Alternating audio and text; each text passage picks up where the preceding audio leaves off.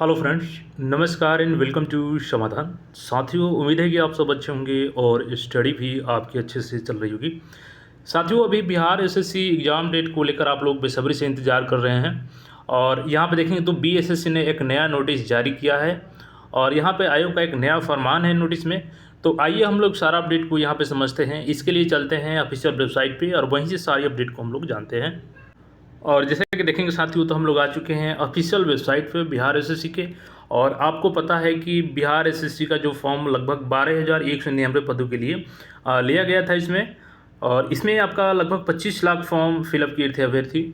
और इसमें इसका फॉर्म आपका लगभग सितंबर से भराया गया था और दिसंबर तक ये फॉर्म भरवाया गया था। काफ़ी समय दिया गया था फॉर्म भरने के लिए और 10 महीने से ऊपर हो चुके हैं, लेकिन एग्ज़ाम कैलेंडर का कोई अता पता नहीं है और आप सब बेसब्री से इंतजार कर रहे हैं। तो आज एक नोटिस जारी किया गया, इस नोटिस के माध्यम से हम लोग देखेंगे और यहाँ पे आप सब बेसब्री से इंतजार कर रहे होंगे कि एग्ज़ाम डेट आखिर कब इसका निकलेगा, क्योंकि इसमें आपके दो चरण होते हैं, एक प्रीलिम्स होता है और मेंस होता है। तो जब तक प्रीलिम्स नहीं होगा तो मेंस का तो कोई उम्मीद ही नहीं कर सकता है। तो यहाँ पे जो नोटिस जारी किया गया है इसको हम लोग सबसे पहले ओपन करते हैं और डाउनलोड करके आगे का अपडेट को समझते हैं। तो यहाँ पे हमने नोटिस को ओपन कर लिया है। अब यहाँ पे नोटिस देखेंगे तो यहाँ पे देख सकते हैं, बिहार कर्मचारी चयन आयोग वेटनरी कॉलेज पटना आवश्यक सूचना। पिछली बार आपने देखा होगा साथियों कि जो CGL 3 का फॉर्म आया था उसमें प्रॉपर एक कैलेंडर भी जारी किया गया था। हालांकि कैलेंडर में थोड़ा सा डिले हो गया था 1-2 मंथ एग्जाम में, और उसके बाद पेपर लीक होने के बाद से थोड़ा सा और डिले हो गया था, लेकिन फिर भी ज़्यादा उसमें जो 2014 की वैकेंसी थी उसके जैसा टाइमिंग नहीं लगा था। तो अगर आप सब सोच रहे होंगे कि 2014 के जैसा ही इसमें समय लगेगा, तो ऐसा बिल्कुल नहीं है। आपको ज़्यादा वेट नहीं करना होगा। 2014 के जैसा CGL 3 जैसे कंप्लीट कर लिएगा टाइम से, इसको भी कंप्लीट कर लिया जाएगा।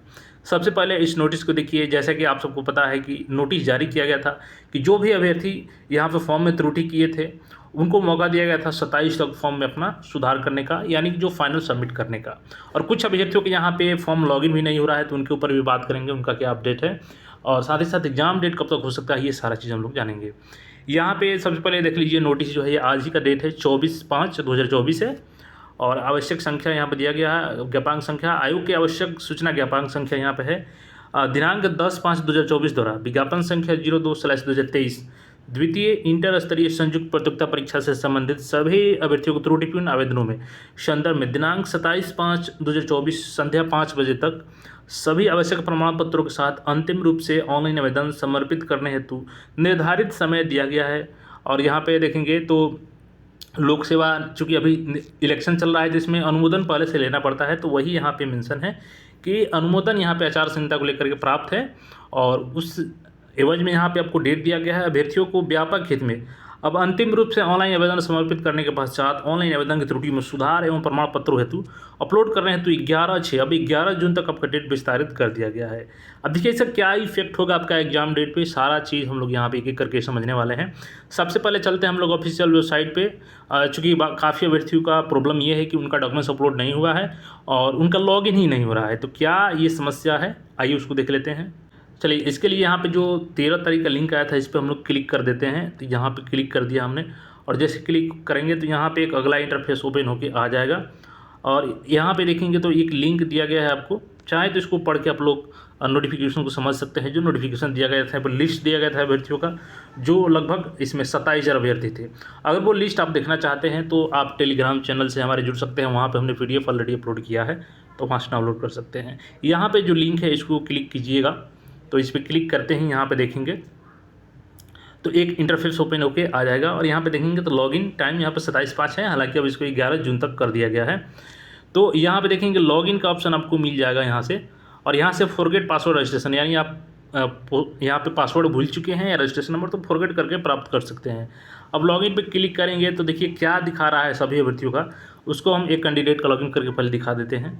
अब देखिए ज़्यादातर अभ्यर्थियों जो भी लॉगिन कर रहे हैं उनका यही दिखा रहा है, if you have not paid registration fee you can't login. और नीचे देखेंगे तो एक पॉपअप मैसेज दिखाएगा आपको कि you have entered wrong registration number and और पासवर्ड और you have not paid registration fee.